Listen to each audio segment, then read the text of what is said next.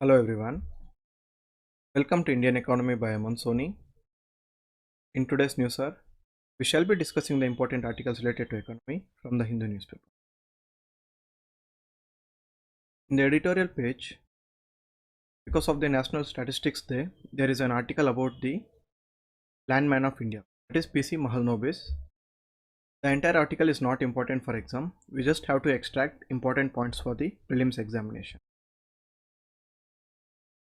Because of his tremendous contribution to the statistics and the development of statistics in India, PC Mahalanobis is known as the plan man of India.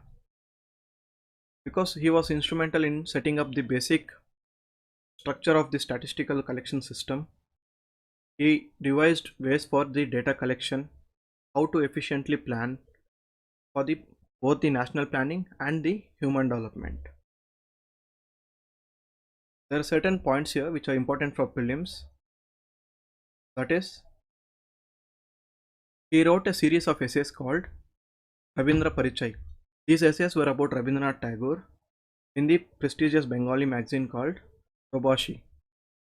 And he also wrote a book called Rabindranath Tagore's Visit to Canada in 1929. Mahalanobis founded the magazine called Sankhya. This Sankhya is the Journal of Statistics in India. This can be an important point for prelims. That's about this article. Let's proceed further. In text and context, this is a repeated article discussing about the need for GST reforms. Now, there was a recent GST Council meeting and various decisions regarding the tax duty, inverted duty structure, rate of change of tax rates, and the compensation cess was discussed. Now that the 5 years time of the compensation cess is coming up, states are demanding for a 5-year extension, and we'll have to wait and see what the center would do. At this context, this article is of last year, it is repeated again.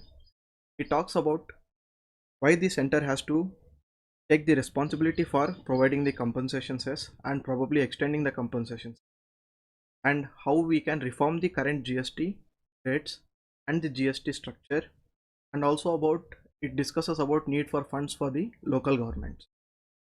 Let's go into the detail.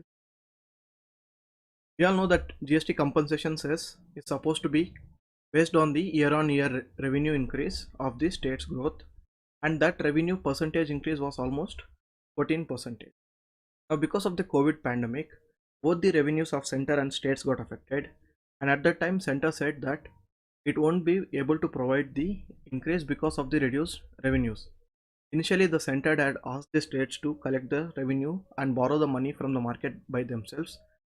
Later on, because of the conflict and the discussions between the center and the states, finally the center agreed to borrow from the market and give it to the states for the immediate future, and later on the center would recover the amount through the compensation cess. That is the backstory of it.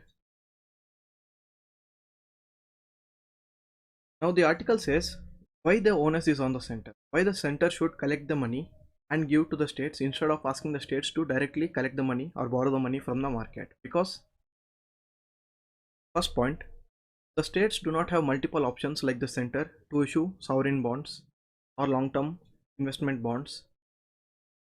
Point 2, the center can borrow loan against the public sector banks balance sheet.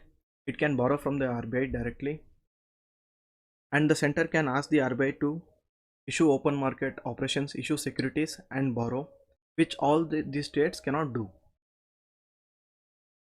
And because the center is the central government and is the head of the finance in the country, the rate of borrowing for the center would be less than the state, because the risk level is directly related to the rate of borrowing, and if a state goes for borrowing, the rate of interest had to be more because of the risk premium, and if the center borrows, the rate of interest would be lower.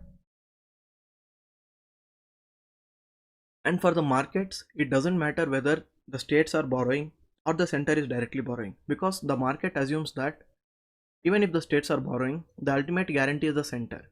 There is no clear guarantee given by the center, but the markets assume that because the states default, finally the markets believe that the center would come for the bailment. That is why If the center directly borrows, the rate of interest would be lower. And the job of fighting the recession in the economy, the job of macroeconomic stabilization, it is mainly based on the center and the RBI, not on the states. So because it is the center's domain to maintain the macroeconomic stability in the economy, the center has to fight the recession through the increased fiscal stimulus and not put the onus on the shoulders of the state. And giving the reason of COVID pandemic and not paying the compensation to states would create mistrust between the states and the center. This is against the value of cooperative federalism because every action by the center now would have consequences in the future and not just the immediate consequences. And the center fulfilling this stance would create trust between both and it will lead to cooperative federalism in the future. Here the author takes the example of Australian government wherein both Australian government and India introduced GST almost around the same time, but Australian government went for a single rate of 10%. In India we have different slabs. So the author says why not experiment with a single rate?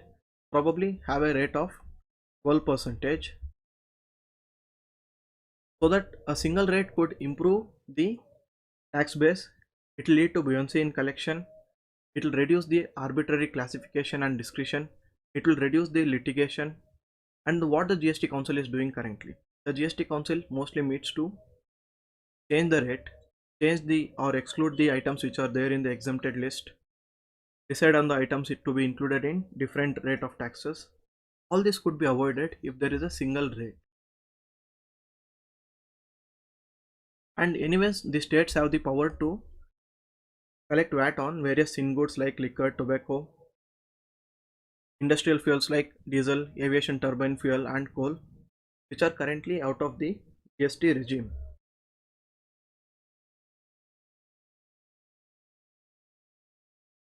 And the center, when it's taking the decisions, it has to make sure that, and it has to keep in mind that GST is a long-term structural reform. It should not consider the revenue neutral rates, which is a current short-term concept, wherein when it is compensating the state, it views that whatever the amount, the revenues that the state was getting earlier, if the compensation is equal to that amount, that would be a revenue neutral situation. This would be a short-term view because GST is a consumption based tax. Whichever state the consumption takes place in, that state would get the GST. So in the long term, there can be internal migration within the country. The taste and preference of people change, the consumption patterns change. So we cannot take a revenue neutral stance, which is a static concept, and apply it to GST, which is a consumption based tax, because in future the consumption and the taste and preference of people, the consumption markets, everything would change. And how the center has harmonized the VAT compensation, it has to take example for that from that and include the same in the GST. And the author finally discusses about the importance of local self-government and how the local self-governments, even after all these years, they have not been getting enough funds, functions and functionaries. And in a situation where there is increasing urbanization and the decentralization of power and the role of local self-government is becoming important day by day. More onus is put on the local self-government, especially at the district level and the panchayat level, to implement the schemes of central government and the state government. But the amount of funds that this local self-government is getting is very limited. So the author suggests that out of the 12% GST rate that the author suggested, 5% should be for the center, 5% should be for the state, and the remaining 2% should be given to the local self-government. Because of the increasing role of the local government in the developmental agenda and in empowering the vulnerable communities.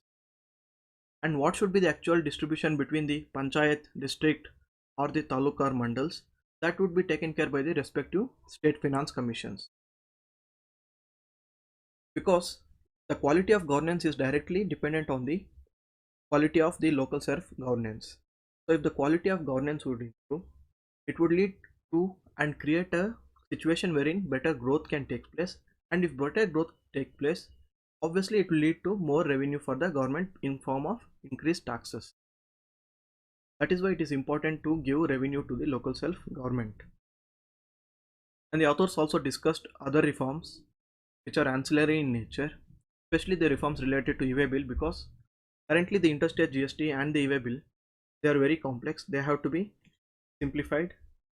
If all these measures are taken care of, we can achieve cooperative federalism and enhance the overall economic growth of the country in the future. That's about this article. The business page, we can skip this article. It just discusses about the change of rate by the GST Council. For exam, we need to just go through the functions of the GST Council and the composition of GST Council. We have discussed about the depreciation of rupee because of increased foreign portfolio outflows in the yesterday's news. And all these are not important for the exam. You can skip them. These are the articles related to economy today. Thank you so much.